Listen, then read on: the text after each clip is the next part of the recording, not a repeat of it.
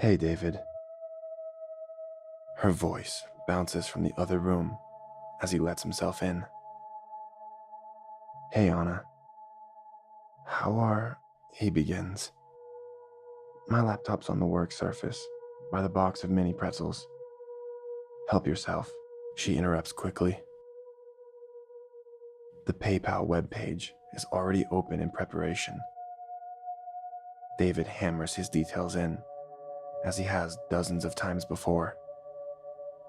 She could charge more. Definitely.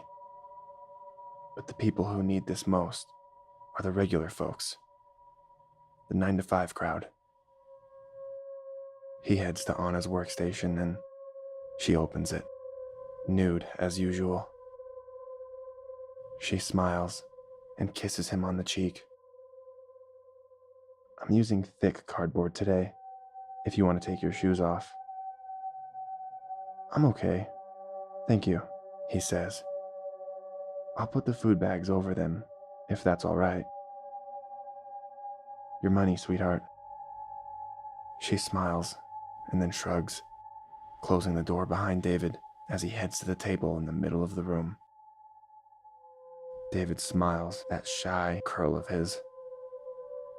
She sees it on nearly half her customers. The painted attempt at reassurance that says, I can't talk to women. My husband never looks at me. Or, I'm scared of the thoughts I have.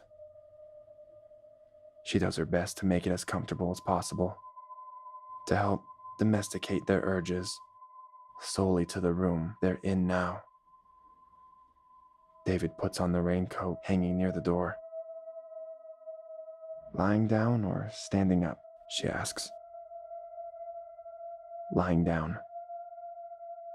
I'm guessing you're going for the power drill today? Yeah, David says. No worries. I'm gonna just listen to some music. Okay. David picks up the drill off the table and slowly turns it, his head facing the floor. As his breathing slows, Anna lies down, the cardboard soft and cold on her exposed back and thighs.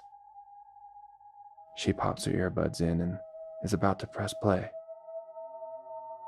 Ready when you are, she says sweetly. David kneels down beside her. She hits play and her music overwhelms the chorus of a faint buzz next to her. She's got good headphones. Her stomach vibrates as David does what he needs to do. After a minute, another spot on her torso feels the same gentle stir. He's polka dotting her body. That's different. Just as she thinks he's about to go to one of her breasts, she feels her right arm shake slightly. Anna always guessed it was nothing sexual with David. After 20 minutes, her neck begins to experience the same frantic tickle, and she drifts off. David carefully puts everything back where he found it and leaves Anna on the floor. He makes sure there's no blood on him and then heads out.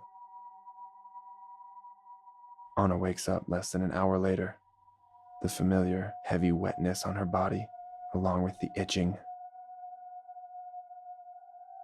Her next appointment is in 2 hours.